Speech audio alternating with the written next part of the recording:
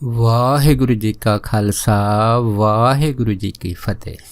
ਗੁਰੂ ਪਿਆਰੀ ਗੁਰੂ ਸਵਾਰੀ ਸਨਮਾਨਯੋਗ ਸਾਧ ਸੰਗਤ ਜੀਓ, ਅੱਜ ਦਾ ਆਸ ਮੌਤ ਟਲਣ ਦੇ ਕੀ ਕਾਰਨ ਹੈਗੇ ਆ, ਕਿਹਨਾਂ ਕਾਰਨਾਂ ਦੇ ਕਰਕੇ ਮੌਤ ਜਿਹੜੀ ਹੈ ਉਹ ਟਾਲੀ ਜਾ ਸਕਦੀ ਹੈਗੀ ਆ।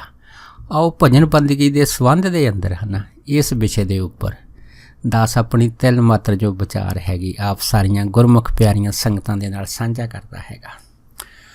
ਸੋ ਜਿਵੇਂ ਆਪ ਸਾਰੀਆਂ ਸੰਗਤਾਂ ਜਾਣਦੀਆਂ ਕਿ ਮੌਤ ਭਾਵੇਂ ਇੱਕ ਅਟੱਲ ਸੱਚਾਈ ਹੈ, ਕਿਉਂਕਿ ਜਿਉਣਾ ਝੂਠ ਹੈ, ਮਰਨਾ ਸੱਚ ਹੈ।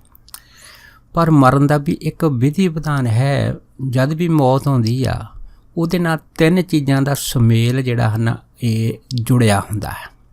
ਉਹ ਕੀ ਹੈ? ਪਹਿਲਾ ਹੁੰਦਾ ਹੈ ਕਿ ਮੌਤ ਦਾ ਸਮਾਂ, ਦੂਸਰਾ ਅਸਥਾਨ ਅਤੇ ਤੀਜਾ ਪ੍ਰਾਣੀ।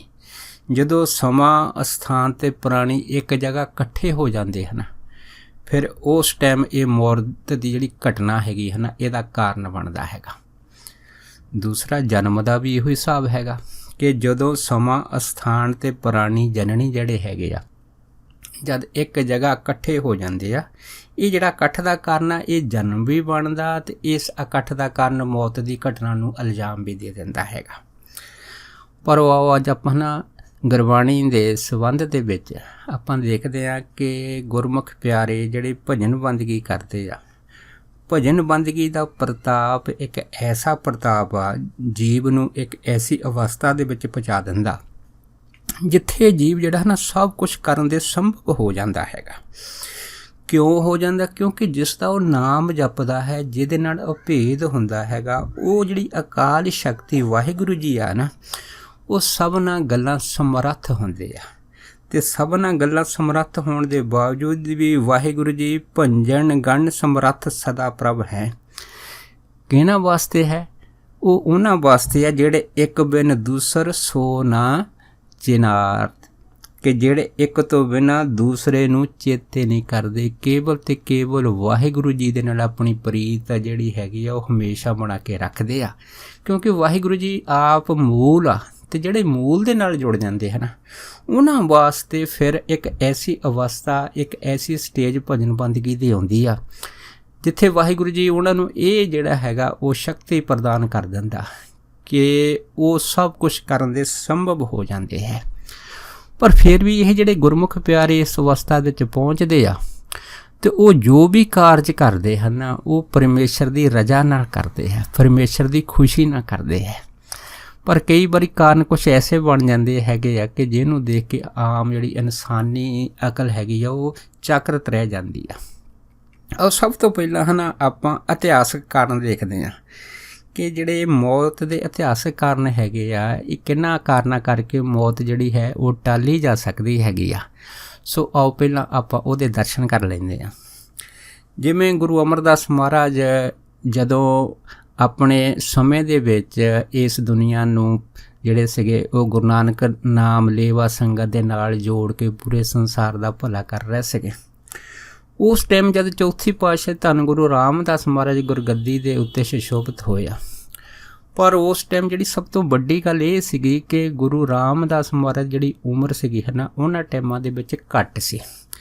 ਕਿਉਂ ਘੱਟ ਸੀ? ਕਿਉਂਕਿ ਇਹ ਤਾਂ ਹੁਣ ਗੁਰੂ ਸਾਹਿਬ ਹੀ ਜਾਣਦੇ ਹੈਗੇ ਜਿਹੜੇ ਉਸ ਪਰਮੇਸ਼ਰ ਨਾਲ ਭੇਦ ਹੁੰਦੇ ਆ, ਜਿਹੜੇ ਭੂਤ, ਭਵਿੱਖ ਅਤੇ ਵਰਤਮਾਨ ਤਿੰਨਾਂ ਕਾਲਾਂ ਦੀ ਸੋਝੀ ਰੱਖਦੇ ਆ। ਸੋ ਇਤਿਹਾਸਕ ਵਿਚਾਰ ਜਿਹੜੀ ਹੈ ਉਹ ਇਹ ਹੈਗੀ ਆ ਕਿ ਇਹ ਜਿਹੜਾ ਕਾਰਜ ਸੀਗਾ ਗੱਦੀ ਦਾ, ਜਿਸ ਨੂੰ ਅੱਗੇ ਚਲਾਉਣਾ ਸੀਗਾ ਗੁਰੂ ਨਾਨਕ ਸਾਹਿਬ ਮਹਾਰਾਜ ਦੇ ਜਿਹੜੇ ਉਦੇਸ਼ ਸੀਗੇ, ਉਹਨੂੰ ਸੰਸਾਰ ਦੇ ਵਿੱਚ ਵੰਡਣਾ ਸੀਗਾ, ਸਧਾਰਨ ਪ੍ਰਾਣੀਆਂ ਤੱਕ ਪਹੁੰਚਾਉਣਾ ਸੀਗਾ, ਸੱਚ ਦਾ ਰਾਹ ਦਿਖਾਉਣਾ ਸੀਗਾ। ਇਸ ਕਰਕੇ ਗੁਰੂ ਅਮਰਦਾਸ ਮਹਾਰਾਜ ਨੇ ਆਪਣੀ ਜਿਹੜੀ ਉਮਰ ਸੀਗੀ ਉਸ ਉਮਰ ਦਾ ਜਿਹੜਾ ਬਾਕੀ ਰਹਿੰਦਾ ਹਿੱਸਾ ਸੀਗਾ ਉਹ ਗੁਰੂ ਰਾਮਦਾਸ ਮਹਾਰਾਜ ਨੂੰ ਦਿੱਤਾ ਸੀਗਾ। ਭਾਵ ਕੀ ਹੈ ਕਿ ਇਹ ਦੱਸਿਆ ਗਿਆ ਹੈਗਾ ਕਿ ਇੱਥੇ ਗੁਰੂ ਅਮਰਦਾਸ ਮਹਾਰਾਜ ਨੇ ਆਪਣੀ ਉਮਰ ਦਾ ਜਿਹੜਾ ਤਬਾਦਲਾ ਸੀਗਾ ਜਾਂ ਇਹ ਆਪਾਂ ਕਹਿ ਲੈਂਦੇ ਟਰਾਂਸਫਰ, ਇਹ ਗੁਰੂ ਰਾਮਦਾਸ ਮਹਾਰਾਜ ਦੇ ਜੀਵਨ ਦੇ ਵਿੱਚ ਕਰ ਦਿੱਤੀ ਸੀ। ਅਤੇ ਜਿੰਨਾ ਜਿਹੜਾ ਸਮਾਂ ਅਗਲਾ ਭੋਗਿਆ ਤਾਂ ਚਾਹੇ ਜਿਹੜਾ ਹੈਗਾ ਉਹ ਗੁਰੂ ਰਾਮਦਾਸ ਮਹਾਰਾਜ ਨੇ ਹੈ ਉਸ ਸਮੇਂ ਨੂੰ ਸੰਗਤਾਂ ਦੇ ਨਾਲ ਜੋੜਿਆ ਹੈਗਾ, ਪਰ ਇਹ ਜਿਹੜਾ ਸਮਾਂ ਸੀਗਾ, ਇਹਦੀ ਜਿਹੜੀ ਟਰਾਂਸਫਰ ਦੀ ਉਮਰ ਸੀਗੀ, ਉਹ ਉਮਰ ਗੁਰੂ ਅਮਰਦਾਸ ਮਹਾਰਾਜ ਦੀ ਸੀਗੀ। ਸੋ ਗੁਰੂ ਅਮਰਦਾਸ ਮਹਾਰਾਜ ਨੇ ਦੇਖੋ ਕਿਸ ਤਰ੍ਹਾਂ ਜਿਹੜੀ ਆਪਣੀ ਉਮਰ ਦਾ ਤਬਾਦਲਾ ਕਰਕੇ ਆਪਣੀ ਉਮਰ ਗੁਰੂ ਰਾਮਦਾਸ ਮਹਾਰਾਜ ਨੂੰ ਦੇ ਕੇ ਤੇ ਬਾਬੇ ਨਾਨਕ ਦਾ ਜਿਹੜਾ ਇਹ ਕਾਰਜ ਸੀਗਾ, ਇਹ ਅੱਗੇ ਵਾਸਤੇ ਜਿਹੜਾ ਸੀਗਾ ਉਹ ਵਧਾਇਆ ਸੀਗਾ। ਸੋ ਪਹਿਲਾ ਇੱਕ ਇਤਿਹਾਸਕ ਤੱਤ ਇਹ ਹੈਗਾ। ਸੋ ਦੂਸਰਾ ਆਪਾਂ ਬਾਬਾ ਟੱਲ ਜੀ ਦਾ ਲੈ ਲੈਂਦੇ ਹਾਂ ਕਿ ਜਿਵੇਂ ਬਾਬਾ ਟੱਲ ਜੀ ਦੇ ਜਿਹੜੇ ਆਪਣੇ ਮਿੱਤਰ ਮੋਹਨ ਸੀਗੇ, ਜਦ ਉਹ ਖੇਡਦੇ ਹੁੰਦੇ ਸੀਗੇ, ਉਹ ਉਸ ਖੇਡਣ ਦੇ ਵਿੱਚ ਜਿਹੜੀ ਘਟਨਾ ਵਾਪਰੀ ਜਿਹਦੇ ਨਾਲ ਮੋਹਨ ਸੁਰਗਵਾਸ ਹੋ ਗਏ ਸੀਗੇ। ਪਰ ਅੰਮ੍ਰਿਤ ਵੇਲੇ ਜਾ ਕੇ ਜਦ ਬਾਬਾ ਟੱਲ ਜੀ ਨੂੰ ਪਤਾ ਲੱਗਾ, ਪਰ ਉਹਨਾਂ ਨੇ ਜਦ ਬਾਂਹ ਫੜ ਕੇ ਮੋਹਨ ਨੂੰ ਉਠਾਲਿਆ ਕਿ ਉੱਠ ਕੇ ਜਾ ਕੇ ਮੀਤਾ ਦੇ, ਤਾਂ ਮੋਹਨ ਜਿਹੜਾ ਸੀ ਸਹਿਜ ਸੁਭਾਅ ਉੱਠ ਪਿਆ। ਭਾਵ ਕੀ ਹੈ ਕਿ ਇੱਕ ਮ੍ਰਿਤਕ ਨੂੰ ਇਸ ਤਰ੍ਹਾਂ ਜੀਵਤ ਕਰਨਾ ਉਸ ਟਾਈਮ ਦਾ ਜਿਹੜਾ ਸਭ ਤੋਂ ਵੱਡਾ ਕੌਤਕ ਸੀਗਾ। ਪਰ ਗੱਲ ਇਹ ਸੀ ਕਿ ਇਹ ਜੋ ਕੁਛ ਵੀ ਗੁਰੂ ਬਾਬਾ ਜੀ ਦੇ ਸਪੁੱਤਰ ਬਾਬਾ ਟੱਲ ਜੀ ਨੇ ਕੀਤਾ ਸੀਗਾ, ਇਹਦਾ ਕਾਰਨ ਸੀਗਾ ਸਹਿਜ ਸੁਭਾਅ। ਜਿਵੇਂ ਬੱਚਿਆਂ ਦਾ ਕੋਈ ਵੀ ਕਰਮ ਨਾ ਸਹਿਜ ਸੁਭਾਅ ਹੋਵੇ, ਇਸੇ ਤਰ੍ਹਾਂ ਬਾਬਾ ਟੱਲ ਜੀ ਦਾ ਇਹ ਜਿਹੜਾ ਕਰਮ ਸੀਗਾ ਇਹ ਸਹਿਜ ਸੁਭਾਅ ਸੀਗਾ। ਸੋ ਅਗਲਾ ਆਪਾਂ ਦੇਖਦੇ ਹਾਂ ਕਿ ਬਾਬਾ ਗੁਰਦਿੱਤਾ ਜੀ ਨੇ ਜਿਹੜੀ ਮਰੀ ਹੋਈ ਗਾਂ ਨੂੰ ਜਿੰਦਾ ਦੁਬਾਰਾ ਕੀਤਾ ਸੀਗਾ, ਉਹਦਾ ਜਿਹੜਾ ਕਾਰਨ ਉਸ ਟਾਈਮ ਬਣਿਆ ਸੀਗਾ, ਉਹ ਕਾਰਨ ਸੀਗਾ ਦੋਸ਼ ਦਾ। ਕਿਉਂਕਿ ਇਹ ਜਿਹੜਾ ਦੋਸ਼ ਸੀਗਾ ਇਹ ਸਹਿਜ ਸੁਭਾਅ ਹੋਇਆ ਸੀਗਾ, ਨਾ ਕਿ ਬਾਬਾ ਟੱਲ ਜੀ ਨੇ ਇਹ ਜਿਹੜੀ ਮਰੀ ਗਾਂ ਸੀਗੀ ਇਹਨੂੰ ਆਪਣੇ ਤੀਰ ਦਾ ਨਿਸ਼ਾਨਾ ਬਣਾਇਆ ਸੀਗਾ। ਇਹ ਜਿਹੜਾ ਦੋਸ਼ ਸਹਿਜ ਸੁਭਾਅ ਲੱਗਾ ਸੀਗਾ ਹੈ ਨਾ, ਇਸ ਦੋਸ਼ ਤੋਂ ਪਰੇ ਹੋਣ ਵਾਸਤੇ ਜਾਂ ਉਹਨਾਂ ਵਿਅਕਤੀਆਂ ਦੇ ਕਹਿਣ ਦੇ ਉੱਤੇ ਕਿ ਇਹ ਜਿਹੜਾ ਦੋਸ਼ ਹੈਗਾ ਗਾਂ ਮਾਰਨ ਦਾ, ਅਗਰ ਗੁਰੂ ਘਰ ਦੇ ਪੁੱਤਰ ਜਿਹੜੇ ਹੈਗੇ ਇਸ ਤਰ੍ਹਾਂ ਕੰਮ ਕਰਨਗੇ ਤੇ ਫਿਰ ਬਾਕੀ ਨੂੰ ਜਿਹੜੇ ਹੈਗੇ ਉਹ ਆਮ ਸਧਾਰਨ ਸੱਜਣ ਉਹਨਾਂ ਨੂੰ ਅਸੀਂ ਕਿਵੇਂ ਰੋਕ ਸਕਦੇ ਹਾਂ। ਫਿਰ ਇਹ ਜਿਹੜੀ ਬਿਰਤੀ ਸੀਗੀ, ਇਹ ਸੋਚ ਸਮਝਣ ਨੂੰ ਵਿਚਾਰ ਕੇ ਫਿਰ ਬਾਬਾ ਗੁਰਦਿੱਤਾ ਜੀ ਨੇ ਜਿਹੜੀ ਮਰੀ ਗਾਂ ਸੀਗੀ ਹੈ ਨਾ, ਉਹ ਨਿੰਮ ਦੀ ਛੇਟੀ ਲਾ ਕੇ ਤੇ ਫਿਰ ਉਹਨੂੰ ਦੁਬਾਰਾ ਸਰਜੀਤ ਕੀਤਾ ਸੀਗਾ। ਸੋ ਇੱਕ ਕਾਰਨ ਆਪਾਂ ਹੈ ਨਾ 10ਵੀਂ ਪਾਤਸ਼ਾਹ ਦਾ ਦੇਖਦੇ ਹਾਂ ਕਿ ਸੰਮਤ ਅਤੇ ਮੂਸਣ ਜੋ ਜਿਹੜੇ ਦੋਨੋਂ ਪਿਓ ਪੁੱਤਰ ਸੀਗੇ, ਕਿਵੇਂ ਉਹਨਾਂ ਨੇ ਆਪਣੀ ਗਰੀਬੀ ਦੀ ਹਾਲਤ ਦੇ ਵਿੱਚ ਗੁਰੂ ਘਰ ਨੂੰ ਜਿਹੜਾ ਸੀਗਾ ਸੰਗਤਾਂ ਨੂੰ ਉਹਨਾਂ ਟਾਈਮਾਂ ਦੇ ਵਿੱਚ ਲੰਗਰ ਛਕਾਇਆ। ਇਸ ਲੰਗਰ ਛਕਾਉਣ ਦੇ ਤਰੀਕੇ ਦੇ ਵਿੱਚ ਸੰਮਤ ਦਾ ਜਿਹੜਾ ਲੜਕਾ ਮੂਸਣ ਸੀਗਾ, ਉਹਦਾ ਜਿਹੜਾ ਸੀਸ ਸੀਗਾ ਹੈ ਨਾ, ਜਦ ਇਹਨਾਂ ਦੇ ਪਿਤਾ ਜੀ ਨੇ ਕੱਟ ਕੇ ਲਿਆਂਦਾ ਸੀਗਾ ਤੇ ਉਹ ਜਿਹੜਾ ਸੀਸ ਸੀਗਾ ਤੇ ਉਹ ਘਰ ਆ ਕੇ ਧੜ ਦੇ ਨਾਲ ਇਸ ਤਰ੍ਹਾਂ ਰੱਖ ਦਿੱਤਾ ਸੀਗਾ। ਪਰ ਉਹ ਜਿਹੜਾ ਕੱਟਿਆ ਹੋਇਆ ਸੀਸ ਸੀਗਾ ਮੂਸਣ ਪੁੱਤਰ ਜੀ ਦਾ, ਉਹ ਕਿਵੇਂ ਕਲਗੀਧਰ ਮਹਾਰਾਜ ਨੇ ਆਵਾਜ਼ ਮਾਰ ਕੇ ਉਹਨੂੰ ਸਰਜੀਤ ਕਰ ਦਿੱਤਾ। ਇਹ ਤਾਂ ਜਿਹੜਾ ਕਾਰਨ ਸੀਗਾ ਹੈ ਨਾ, ਕਿਸੇ ਕੱਟੇ ਹੋਏ ਸਰੀਰ ਨੂੰ ਮੋਹਰ ਜੋੜ ਦੇਣਾ, ਇਹ ਮੂਸਣ ਦਾ ਇਹਦਾ ਕਾਰਨ ਸੀਗਾ ਸਿਦਕ। ਇਹ ਜਿਹੜੀ ਸਿਦਕ ਦੀ ਪ੍ਰੀਤ ਸੀਗੀ ਹੈ ਨਾ, ਇਹ ਕਾਰਨ ਬਣਿਆ ਸੀਗਾ। ਇਹ ਹੈ ਇੱਕ ਇਤਿਹਾਸਕ ਤੱਤ ਜਿਹੜੇ ਹੈ ਨਾ ਆਮ ਸਾਰੀਆਂ ਸੰਗਤਾਂ ਜਿਹੜੀਆਂ ਹੈ ਉਹ ਸਹਿਜ ਦੇ ਤੌਰ ਦੇ ਉੱਤੇ ਇਤਿਹਾਸ ਨੂੰ ਜਾਣਦੀਆਂ ਹੈਗੀਆਂ। ਸੋ ਕਹਿਣ ਤੋਂ ਭਾਵ ਇਹ ਹੈਗਾ ਕਿ ਮੌਤ ਜਿਹੜੀ ਹੈ ਨਾ ਉਹ ਇੱਕ ਅਟੱਲ ਸੱਚਾਈ ਹੈ, ਪਰ ਗੁਰੂ ਦੇ ਪਿਆਰੇ ਜਿਹੜੇ ਹੈ ਨਾ ਕਈ ਕਾਰਨ ਐਸੇ ਬਣਦੇ ਆ ਜਿਹਦੇ ਕਰਕੇ ਇਸ ਮੌਤ ਨੂੰ ਦੁਬਾਰਾ ਟਾਲ ਦਿੰਦੇ ਆ, ਉਸ ਨੂੰ ਫਿਰ ਜਿਹੜਾ ਨਵਾਂ ਜੀਵਨ ਦਾਨ ਦੇ ਦਿੰਦੇ ਆ। ਇਸ ਤਰ੍ਹਾਂ ਅਸੀਂ ਮਹਾਂਪੁਰਖਾਂ ਦੇ ਜੀਵਨਾਂ ਦੇ ਵਿੱਚ ਵੀ ਅਨੇਕ ਤਰ੍ਹਾਂ ਦੀਆਂ ਘਟਨਾਵਾਂ ਦੇਖਦੇ ਹਾਂ। ਇਹਦੇ ਵਿੱਚੋਂ ਆਪਾਂ ਸੰਤ ਬਾਬਾ ਕਰਮ ਸਿੰਘ ਜੀ ਹੋਤੀ ਮਰਦਾਨ ਵਾਲਿਆਂ ਮਹਾਂਪੁਰਖਾਂ ਦੀ ਜਦ ਘਟਨਾ ਲੈਂਦੇ ਹਾਂ ਅਤੇ ਕਿਵੇਂ ਜਦ ਉਹਨਾਂ ਦਾ ਅੰਤ ਸਮਾਂ ਜਿਹੜਾ ਸੀਗਾ ਉਹ ਨੇੜੇ ਆਇਆ ਸੀਗਾ, ਉਹਨਾਂ ਨੇ ਇਹ ਸਮਾਂ ਦੇਖ ਕੇ ਸੰਗਤਾਂ ਨੂੰ ਕਹਿ ਦਿੱਤਾ ਸੀਗਾ ਕਿ ਅਗਰ ਕਿਸੇ ਨੇ ਬਚਨ ਬਲਾਸ ਪੁੱਛਣੇ ਹਨ ਤਾਂ ਉਹ ਪੁੱਛ ਸਕਦਾ, ਤਾਂ ਜੋ ਸੰਗਤ ਇਹ ਨਾ ਕਹੇ ਕਿ ਭਾਈ ਫਲਾਨੇ ਜਿਹੜੇ ਸੀਗੇ ਉਹ ਮਹਾਂਪੁਰਖ ਆਏ ਸੀ ਅਤੇ ਅਸੀਂ ਉਹਨਾਂ ਨਾਲ ਵਿਚਾਰ ਨਹੀਂ ਕਰ ਸਕੇ। ਪਰ ਜਦ ਸੰਗਤਾਂ ਨੇ ਸੋਚਿਆ ਹੈਗਾ ਕਿ ਇਸ ਤਰ੍ਹਾਂ ਅਗਰ ਮਹਾਂਪੁਰਖ ਚਲੇ ਜਾਣਗੇ ਤਾਂ ਫਿਰ ਸਾਨੂੰ ਘਾਟਾ ਬਹੁਤ ਹੈਗਾ, ਕਿਉਂਕਿ ਸੰਗਤਾਂ ਦੀ ਪ੍ਰੀਤ ਤਾਂ ਸਦਾ ਹੀ ਮਹਾਂਪੁਰਖਾਂ ਨਾਲ ਰਹਿੰਦੀ ਆ। ਨਾਲੇ ਸੰਗਤਾਂ ਮਨ ਹੀ ਮਨ ਕਦੀ ਇਹ ਨਹੀਂ ਸੋਚਦੀਆਂ ਹੈਗੀਆਂ ਕਿ ਮਹਾਂਪੁਰਖ ਸੰਸਾਰ ਤੋਂ ਰਹਿਣ, ਕਿਉਂਕਿ ਮਾਪਿਆਂ ਦੀ ਜਿਹੜੀ ਲੋੜ ਹੈਗੀ ਉਹ ਸਦਾ ਹੀ ਰਹਿੰਦੀ ਆ। ਪਰ ਕਿਉਂਕਿ ਕੁਦਰਤ ਦਾ ਕਾਨੂੰਨ ਹੈਗਾ ਕਿ ਜੋ ਵੀ ਪ੍ਰਾਣੀ ਸੰਸਾਰ 'ਤੇ ਆਉਂਦਾ ਇੱਕ ਨਾ ਇੱਕ ਦਿਨ ਉਸਨੇ ਜਾਣਾ ਹੀ ਆ, ਚਾਹੇ ਉਹ ਰਾਜਾ ਚਾਹੇ ਰੰਕ ਹੈਗਾ, ਸਭ ਨੂੰ ਇੱਕ ਨਾ ਇੱਕ ਜਾਣਾ ਹੀ ਪੈਣਾ ਹੈਗਾ। ਪਰ ਕਈ ਕਾਰਨ ਇਹ ਹੁੰਦੇ ਆ ਕਿ ਜਿਹਦੇ ਕਰਕੇ ਸੰਗਤ ਜਿਹੜੀ ਹੈ ਨਾ ਇਸ ਮੌਤ ਦੇ ਸਮੇਂ ਨੂੰ ਕੁਛ ਟਾਈਮ ਵਾਸਤੇ ਟਾਲ ਦਿੰਦੀ ਹੈ। ਜਿਵੇਂ ਸੰਤ ਬਾਬਾ ਕਰਮ ਸਿੰਘ ਹੁਣਾਂ ਨੇ ਜਦ ਜਾਣਾ ਸੀਗਾ, ਫਿਰ ਇਹੀ ਘਟਨਾ ਉਹਨਾਂ ਦੇ ਨਾਲ ਹੋਈ ਸੀ। ਪਰ ਉਸ ਟਾਈਮ ਸੰਗਤ ਦੀ ਜਿਹੜੀ ਪ੍ਰੀਤ ਸੀਗੀ ਬਾਬਾ ਕਰਮ ਸਿੰਘ ਹੁਣਾਂ ਨਾਲ ਇੰਨੀ ਸੀਗੀ ਕਿ ਉਹਨਾਂ ਨੇ ਇਕੱਠਿਆਂ ਹੋ ਕੇ ਬਾਬਾ ਕਰਮ ਸਿੰਘ ਜੀ ਦੇ ਜੋ ਨਾ ਜਾਣ ਦੀ ਜਿਹੜੀ ਸੀਗੀ ਉਸ ਤਰੀਕੇ ਨੂੰ ਅਰਦਾਸ ਦੇ ਰੂਪ ਦੇ ਵਿੱਚ ਜਿਹੜਾ ਸੀਗਾ ਉਹ ਲਿਆ ਸੀਗਾ। ਉਹਨੇ ਧੰਨ ਗੁਰੂ ਗ੍ਰੰਥ ਸਾਹਿਬ ਅੱਗੇ ਅਰਦਾਸ ਕੀਤੀ ਸੀਗੀ ਕਿ ਸੰਤ ਬਾਬਾ ਕਰਮ ਸਿੰਘ ਜੀ ਜਿਹੜੇ ਹੈ ਇਹਨਾਂ ਦੀ ਅਜੇ ਬਹੁਤ ਜ਼ਰੂਰਤ ਹੈਗੀ ਆ, ਅਤੇ ਜਿਸ ਕਰਕੇ ਇਹ ਕੁਛ ਸਾਲ ਜਿਹੜੇ ਹੈ ਨਾ ਸਾਡੇ ਦੇ ਨਾਲ ਰਹਿਣ। ਪਰ ਜਦ ਅੰਮ੍ਰਿਤ ਵੇਲਾ ਹੋਇਆ ਤਾਂ ਫਿਰ ਬਾਬਾ ਕਰਮ ਸਿੰਘ ਹੁਣਾਂ ਨੇ ਸਾਰੀ ਸੰਗਤ ਨੂੰ ਸੱਦਿਆ, ਸੱਦ ਕੇ ਇਹ ਕਿਹਾ ਕਿ ਤੁਸੀਂ ਜਿਹੜੀ ਰਾਤ ਅਰਦਾਸ ਕੀਤੀ ਹੈ ਨਾ, ਇਹ ਤੁਹਾਡੇ ਵਾਸਤੇ ਚੰਗੀ ਗੱਲ ਨਹੀਂ ਹੈ, ਕਿਉਂਕਿ ਮੌਤ ਜਿਹੜੀ ਹੈ ਉਹ ਹਰੇਕ ਪ੍ਰਾਣੀ ਦੇ ਨਾਲ ਜੁੜੀ ਹੋਈ ਹੈ। ਇੱਕ ਨਾ ਇੱਕ ਦਿਨ ਪ੍ਰਾਣੀ ਨੂੰ ਜਿਹੜਾ ਹੈਗਾ ਇਸ ਸੰਸਾਰ ਤੋਂ ਜਾਣਾ ਹੀ ਪੈਣਾ ਹੈਗਾ। ਪਰ ਹੁਣ ਜਿਹੜੀ ਮੇਨ ਗੱਲ ਇਹ ਸੀ ਕਿ ਸੰਗਤ ਦੀ ਕੀਤੀ ਜਿਹੜੀ ਅਰਦਾਸ ਸੀਗੀ ਉਹਦਾ ਹੀ ਵੀ ਪੱਖ ਰੱਖਣਾ ਬੜਾ ਜ਼ਰੂਰੀ ਸੀ।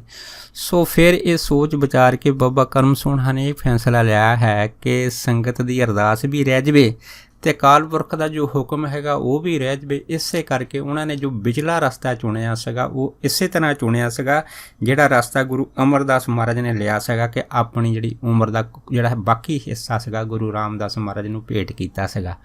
ਇਸੇ ਤਰ੍ਹਾਂ ਇਹਨਾਂ ਨੇ ਇਹ ਆਖਿਆ ਸੀਗਾ ਕਿ ਅਗਰ ਕੋਈ ਮੈਨੂੰ ਫਿਰ ਆਪਣੀ ਜਿਹੜੀ ਉਮਰ ਦਾ ਕੁਛ ਹਿੱਸਾ ਦੇਵੇ ਅਤੇ ਫਿਰ ਅਸੀਂ ਰੁਕ ਸਕਦੇ ਹਾਂ। ਫਿਰ ਉਸ ਟਾਈਮ ਸੰਤ ਬਾਬਾ ਲਾਲ ਸਿੰਘ ਜਿਹੜੇ ਬਾਬਾ ਕਰਮ ਸਿੰਘ ਹੁਣਾਂ ਤੋਂ ਛੋਟੇ ਸੀਗੇ, ਜਿਹੜੇ ਫੌਜ ਵਿੱਚ ਇਕੱਠੇ ਬਾਬਾ ਕਰਮ ਸਿੰਘ ਹੁਣਾਂ ਦੇ ਨਾਲ ਭਰਤੀ ਦੇ ਵਿੱਚ ਸੇਵਾ ਕਰਦੇ ਹੁੰਦੇ ਸੀਗੇ।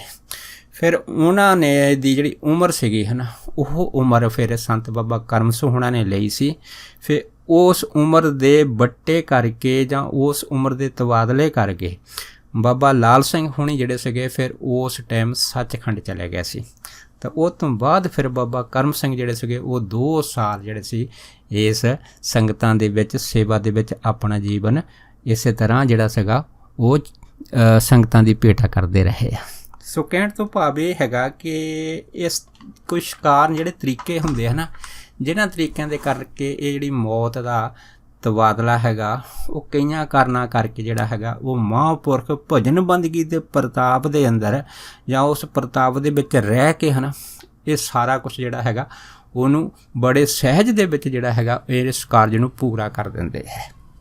ਸੋ ਕਹਿਣ ਤੋਂ ਭਾਵ ਇਹ ਹੈਗਾ ਕਿ ਜਿਹੜੇ ਮਹਾਂਪੁਰਖ ਹੁੰਦੇ ਆ ਉਹ ਮੌਤ ਦੇ ਭੇਤ ਤੋਂ ਜਾਣੂ ਹੁੰਦੇ ਆ। ਉਹਨਾਂ ਨੂੰ ਪਤਾ ਹੁੰਦਾ ਕਿ ਮੌਤ ਨਾਂ ਦੀ ਕੋਈ ਅਸਲੀਅਤ ਨਹੀਂ ਹੁੰਦੀ, ਕਿਉਂਕਿ ਨਾ ਕੁਛ ਆਇਬੋ ਨਾ ਕੁਛ ਜਾਇਬੋ, ਨਾਮ ਕੀ ਦਹਾਈ, ਕਿ ਸਾਰੀ ਵਾਹਿਗੁਰੂ ਦੇ ਨਾਮ ਦੀ ਹੀ ਇਹ ਸਾਰੀ ਦਹਾਈ ਹੈਗੀ ਆ, ਨਾਮ ਦੀ ਹੀ ਕਲਾ ਹੈ, ਨਾਮ ਦੀ ਚੜ੍ਹਤ ਵਾ, ਨਾਮ ਦਾ ਹੀ ਪ੍ਰਤਾਪ ਹੈ।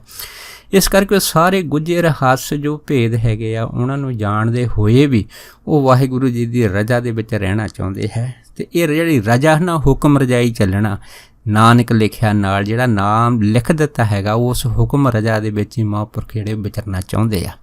ਚਾਹੇ ਇਹਦੇ ਵਿੱਚ ਵਾਹਿਗੁਰੂ ਜੀ ਆ ਉਹ ਭਾਵੇਂ ਉਹਨਾਂ ਦੇ ਨਾਲ ਕਿਸੇ ਤਰ੍ਹਾਂ ਕੋਈ ਨਾਰਾਜ਼ਗੀ ਨਹੀਂ ਰੱਖਦੇ, ਪਰ ਫਿਰ ਵੀ ਜਿਹੜੇ ਮਹਾਂਪੁਰਖਾਂ ਦੀ ਪ੍ਰੀਤ ਇੰਨੀ ਪਰਮੇਸ਼ਰ ਨਾਲ ਗਹਿਰੀ ਹੁੰਦੀ ਹੈ ਨਾ, ਉਸ ਗਹਿਰੀ ਪ੍ਰੀਤ ਦੇ ਵਿੱਚ ਫਿਰ ਉਹ ਅਗਰ ਕੋਈ ਕਾਰਨ ਹੋਵੇ ਤਾਂ ਇਸ ਘਟਨਾ ਨੂੰ ਇਲਜ਼ਾਮ ਦੇ ਦਿੰਦੇ ਆ।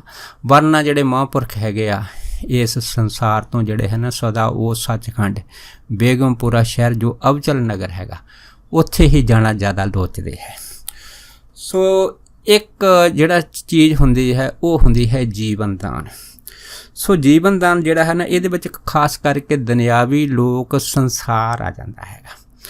ਹੁਣ ਸੰਸਾਰ ਦੇ ਜਿਹੜੇ ਲੋਕੀ ਆ ਜਦ ਕਿਸੇ ਨਾ ਕਿਸੇ ਮੁਸੀਬਤ ਦੇ ਵਿੱਚ, ਜਿਵੇਂ ਆਪਾਂ ਲੈ ਲਓ ਕਿ ਕਿਸੇ ਐਕਸੀਡੈਂਟ, ਬਿਮਾਰੀਆਂ, ਭੁਚਾਲ, ਲੜਾਈ ਜਾਂ ਹੜ੍ਹ, ਤੂਫਾਨ, ਇੱਦਾਂ ਦੀਆਂ ਜਿਹੜੀਆਂ ਅਕਾਲ ਜਿਹੜੀਆਂ ਹਨ ਆਪੱਤੀਆਂ ਹੁੰਦੀਆਂ ਹੈਗੀਆਂ ਕਿ ਇਹਨਾਂ ਦੇ ਵਿੱਚ ਜਦੋਂ ਇਨਸਾਨ ਘਿਰ ਜਾਂਦਾ ਹੈ ਨਾ, ਅਤੇ ਜਦੋਂ ਉਹਦੇ ਜੀਵਨ ਨੂੰ ਖਤਰਾ ਪੈਦਾ ਹੋ ਜਾਂਦਾ, ਮੌਤ ਸਾਹਮਣੇ ਨਜ਼ਰ ਆਉਣ ਲੱਗ ਪੈਂਦੀ ਹੈ ਨਾ, ਫਿਰ ਉਸ ਟਾਈਮ ਪ੍ਰਾਣੀ ਜਿਹੜਾ ਨਾ ਹੱਥ ਪੈਰ ਮਾਰਦਾ ਹੈ।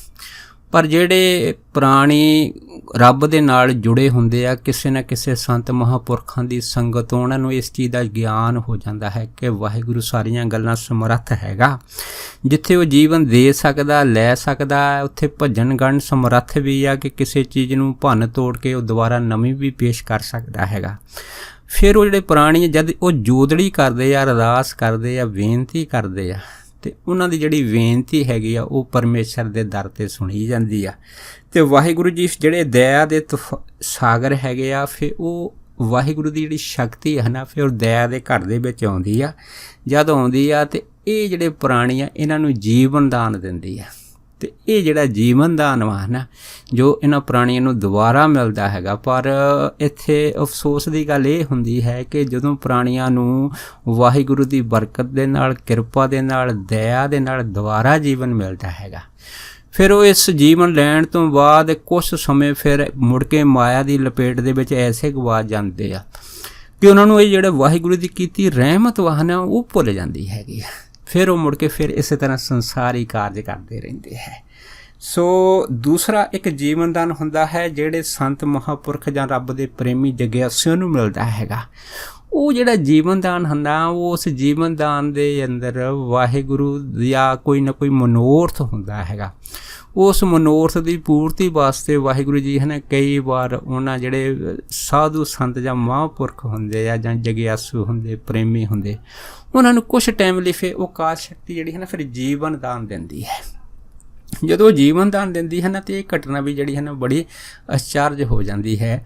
ਸੋ ਜਿਵੇਂ ਇੱਕ ਮਾਤਾ ਸੁਭੱਦਰਾ ਜੀ ਜਿਹੜੇ ਹੈਗੇ ਆ ਉਹ ਹੋਏ ਆ, ਸੋ ਉਹਨਾਂ ਦੇ ਜੀਵਨ ਦੇ ਵਿੱਚ ਵੀ ਬੜੀਆਂ ਹਨ ਅਲੋਕਿਕ ਘਟਨਾਵਾਂ ਜਿਹੜੀਆਂ ਹੈਗੀਆਂ ਉਹ ਇਸ ਤਰ੍ਹਾਂ ਦੀਆਂ ਹੋਈਆਂ ਹੈ ਕਿ ਕਿਵੇਂ ਉਹਨਾਂ ਨੇ ਹਿਮਾਲਿਆ ਦੇ ਵਿੱਚ ਜਾ ਕੇ ਉਹਨਾਂ ਬਰਫ਼ ਦੇ ਜਿਹੜੇ ਏਰੀਏ ਸੀ, ਇਲਾਕੇ ਸੀਗੇ ਜਿਨ੍ਹਾਂ ਨੂੰ ਅਸੀਂ ਤਪੋ ਇਲਾਕੇ ਕਰਕੇ ਕਹਿ ਦਿੰਦੇ ਹਾਂ, ਇਸ ਇਲਾਕਿਆਂ ਦੇ ਵਿੱਚ ਕਿਵੇਂ ਉਹਨਾਂ ਨੇ ਜਿਹੜੀ ਸੀ ਉਹ 9 ਸਾਲ ਸਾਧਨਾ ਕੀਤੀ ਸੀਗੀ।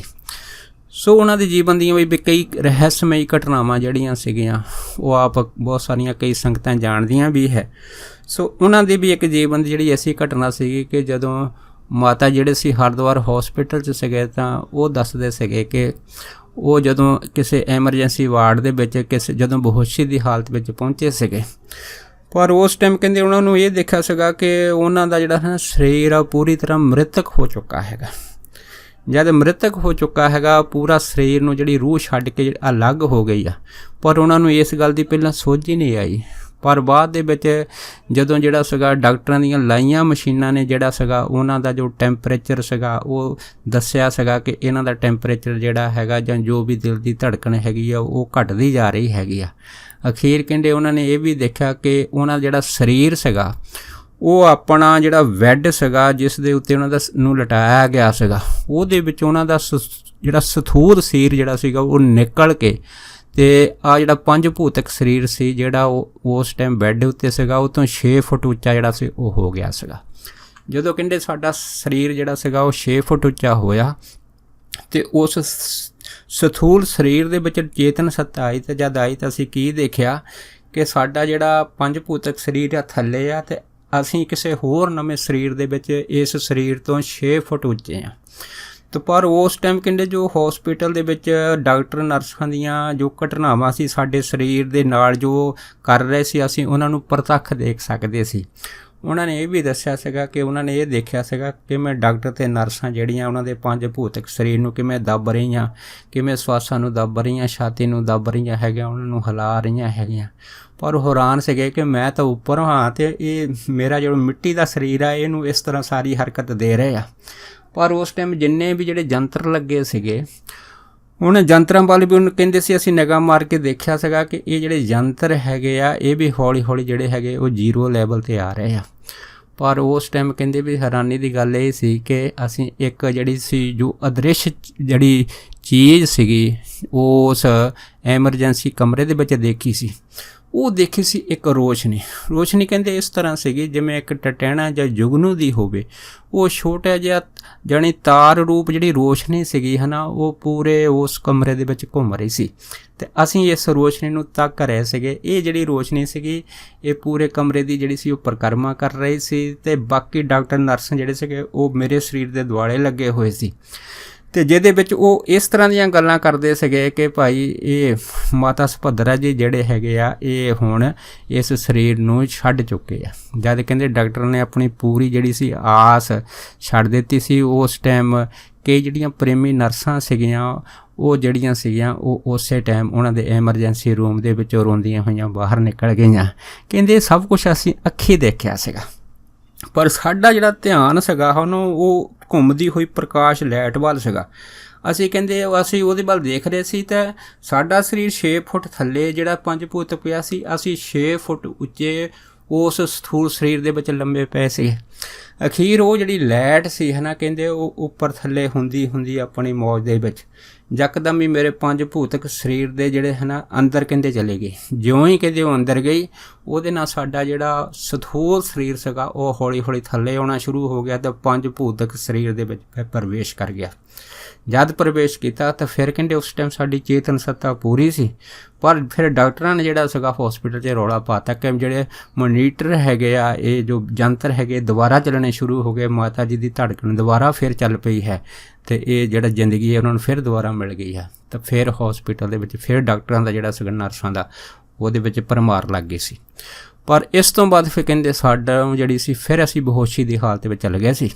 ਪਰ ਅਗਲੇ ਦਿਨ ਜਦ ਸਾਨੂੰ ਹੋਸ਼ ਆਈ ਸੀ ਤਾਂ ਜਦ ਫਿਰ ਡਾਕਟਰ ਨੇ ਸਾਰਾ ਸਾਨੂੰ ਦੱਸਿਆ ਸੀਗਾ ਕਿ ਤੁਸੀਂ ਕਿਵੇਂ ਜਿਹੜਾ ਸੀ ਇਸ 5 ਭੂਤਕ ਸਰੀਰ ਤੋਂ ਅਲੱਗ ਹੋ ਗਏ ਸੀਗੇ, ਅਤੇ ਸਾਰੇ ਯੰਤਰਾਂ ਨੇ ਸਾਨੂੰ ਇਹ ਜਿਹੜਾ ਸੀਗਾ ਇਹ ਖੁਲਾਸਾ ਦੇ ਦਿੱਤਾ ਸੀਗਾ, ਜਾਂ ਇਹ ਸੰਕੇਤ ਦੇ ਦਿੱਤਾ ਸੀਗਾ ਕਿ ਤੁਸੀਂ ਪੂਰੀ ਤਰ੍ਹਾਂ ਡੈੱਡ ਹੋ ਚੁੱਕੇ ਹੋ। ਪਰ ਉਹਨਾਂ ਦੀ ਗੱਲ ਸੁਣ ਕੇ ਫਿਰ ਮਾਤਾ ਜੀ ਨੇ ਮੁਸਕਰਾ ਕੇ ਆਖਿਆ ਸੀਗਾ ਕਿ ਤੁਸੀਂ ਜੋ ਵੀ ਕੁਛ ਇਸ ਹੌਸਪੀਟਲ ਵਿੱਚ ਮੇਰੇ ਆ 5 ਭੂਤਕ ਸਰੀਰ ਨਾਲ ਕਰਦੇ ਸੀ, ਇਹ ਮੈਂ ਸਭ ਅੱਖੀਂ ਦੇਖ ਰਹੀ ਸੀਗੀ। ਅਤੇ ਉਹਨਾਂ ਨੇ ਫਿਰ ਇਹ ਵੀ ਦੱਸਿਆ ਸੀ ਕਿਵੇਂ ਜਿਹੜੀ ਇੱਕ ਨਰਸ ਹੈਗੀ ਆ ਉਹ ਰੋਂਦੀ ਹੋਈ ਬਾਹਰ ਨੂੰ ਭੱਜ ਗਈ ਸੀਗੀ, ਅਤੇ ਤੁਸੀਂ ਜੋ ਗੱਲਾਂ ਕੀਤੀਆਂ ਉਹ ਵੀ ਮਾਤਾ ਸੁਭੱਦਰਾ ਜੀ ਨੇ ਸਾਰੇ ਡਾਕਟਰ ਸਟਾਫ ਨੂੰ ਦੱਸੀਆਂ ਸੀਗੀਆਂ। ਸੋ ਕਹਿਣ ਤੋਂ ਭਾਵ ਇਹ ਹੈ ਕਿ ਜਿਨ੍ਹਾਂ ਨੂੰ ਸੁਣ ਕੇ ਹੈ ਨਾ ਡਾਕਟਰ ਜਿਹੜੇ ਸੀਗੇ ਬੜੇ ਹੈਰਾਨ ਹੋ ਗਏ ਸੀਗੇ ਕਿ ਇੱਕ ਮ੍ਰਿਤਕ ਸਰੀਰ ਤੋਂ ਨਿਕਲੀ ਹੋਈ ਆਤਮਾ ਜਿਹੜੀ ਹੈ ਕੁਛ ਟਾਈਮ ਵਾਸਤੇ ਇਹ ਜਿਹੜੀ ਹੈ ਇਹ ਉੱਪਰ ਰੁਕ ਜਵੇ, ਰੁਕ ਕੇ ਫਿਰ ਉਹ ਸਾਰੀ ਖੇਡ ਨੂੰ ਦੇਖਦੀ ਆ, ਦੇਖ ਕੇ ਦੁਬਾਰਾ ਫਿਰ ਸਰੀਰ 'ਚ ਪ੍ਰਵੇਸ਼ ਕਰ ਜਾਂਦੀ ਆ, ਅਤੇ ਮੁੜ ਕੇ ਫਿਰ ਉਹ ਸਰੀਰ ਨੂੰ ਜੀਵਨ ਦਾਨ ਮਿਲ ਜਾਂਦਾ ਹੈਗਾ। ਸੋ ਇਹ ਜਿਹੜਾ ਜੀਵਨ ਦਾਨ ਮਿਲਦਾ ਹੈਗਾ, ਇਹ ਜੀਵਨ ਦਾਨ ਹੈ ਨਾ ਕਿਸੇ ਚੀਜ਼ ਦੇ ਮਨੋਰਥ ਵਾਸਤੇ ਹੁੰਦਾ ਹੈ। ਕੋਈ ਐਸਾ ਮਨੋਰਥ, ਕੋਈ ਐਸਾ ਕਾਰਜ ਰਹਿ ਗਿਆ ਹੈਗਾ ਜਿਹੜਾ ਕਾਰਜ ਹਜੇ ਵਾਹਿਗੁਰੂ ਜੀ ਨੇ ਇਸ ਜੀਵ ਤੋਂ ਇਸ ਦੇ ਸਰੀਰ ਦੇ ਵਿੱਚ ਵਿਚਰਨ ਕਰਕੇ ਲੈਣਾ ਹੈ। ਸੋ ਜਗਿਆਸੂ ਨੂੰ ਪਤਾ ਹੁੰਦਾ ਹੈ। ਸੋ ਇਸ ਕਰਕੇ ਉਹ ਜਿਹੜੇ ਸੰਤ ਮਹਾਂਪੁਰਖ ਆ ਨਾ, ਜਿਹੜਾ ਰਹਿੰਦਾ ਹੋਇਆ ਕਾਰਜ ਹੈਗਾ ਉਹ ਆਪਣੀ ਜ਼ਿੰਦਗੀ ਦਾ ਪੂਰਾ ਕਰ ਦਿੰਦੇ ਆ। ਵੈਸੇ ਤਾਂ ਮਹਾਂਪੁਰਖ ਜਿਹੜੇ ਹੁੰਦੇ ਉਹ ਹਮੇਸ਼ਾ ਪ੍ਰਾਹੁਣੇ ਹੁੰਦੇ ਆ, ਉਹ ਕਹਿੰਦੇ ਕਿ ਸੰਸਾਰ ਮੁਸਾਫਰ ਕਰਨਾ ਹੈ। ਇਸ ਕਰਕੇ ਮਾਤਾ ਸੁਭੱਦਰਾ ਜੀ ਦੇ ਵੀ ਜਿਹੜੇ ਸੀਗੇ ਉਹ ਲਫ਼ਜ਼ ਇਹੋ ਹੀ ਹੁੰਦੇ ਸੀਗੇ ਕਿ ਹੁਣ ਤਾਂ ਮੈਂ ਸਿਰਫ ਵੇਟਿੰਗ ਰੂਮ ਵਿੱਚ ਹੈ, ਕਿ ਜਿੱਦਣ ਵੀ ਇਹ ਮੇਰੀ ਵੇਟ ਉਡੀਕ ਖਤਮ ਹੋਈ, ਕੋਈ ਨਾ ਕੋਈ ਬਿਮਾਨ ਜਿਹੜਾ ਹੈਗਾ ਕਿਸੇ ਬਕੁੰਠ 'ਚੋਂ ਆਏਗਾ, ਅਤੇ ਮੇਰੇ ਜਿਹੜਾ ਹੈਗਾ ਇਹ ਸਥੂਲ ਸਰੀਰ ਹੈਗਾ 5 ਭੂਤਕ ਸਰੀਰ ਤੋਂ ਬਾਹਰ ਇਹਨੂੰ ਆਪਣੇ ਲੋਕ 'ਚ ਲੈ ਕੇ ਜਾਏਗਾ। ਸੋ ਕਹਿਣ ਤੋਂ ਭਾਵ ਇਹ ਹੈਗਾ ਕਿ ਮਹਾਂਪੁਰਖਾਂ ਨੂੰ ਆਪਣੇ ਜੀਵਨ ਦੇ ਵਿੱਚ ਜਿਹੜੀ ਮੌਤ ਹੈਗੀ ਹੈ ਨਾ, ਇਸ ਮੌਤ ਦੀ ਖੇਡ ਦਾ ਪੂਰੀ ਤਰ੍ਹਾਂ ਪਤਾ ਲੱਗ ਜਾਂਦਾ ਹੈਗਾ।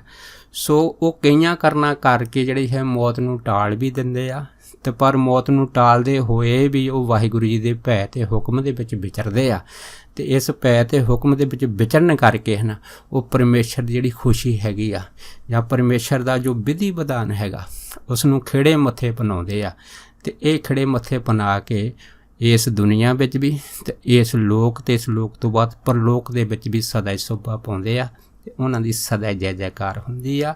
ਸੋ ਖੈਰ ਇੰਨੇ ਬਚਨ ਕਰਦਾ ਹੋਇਆ ਦਾਸ ਖਿਮਾ ਦਾ ਜਾਚਕ ਹੈ ਜੀ। ਹੋਈਆਂ ਭੁੱਲਾਂ ਚੁੱਕਾਂ ਦੀ ਖਿਮਾ ਬਖਸ਼ਣੀ, ਸੋ ਫਤਿਹ ਬੁਲਾਓ ਜੀ। ਵਾਹਿਗੁਰੂ ਜੀ ਕਾ ਖਾਲਸਾ, ਵਾਹਿਗੁਰੂ ਜੀ ਕੀ ਫਤਿਹ।